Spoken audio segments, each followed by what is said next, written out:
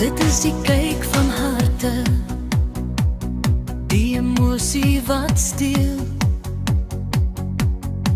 'n roos van menigte kleure wat jou sintie nooit verveel, 'n reënboogrand van klippe en sand, maar oral rondom is alles wat blom. Die sprookjeskind sing soos nachtegale, 'n engelhand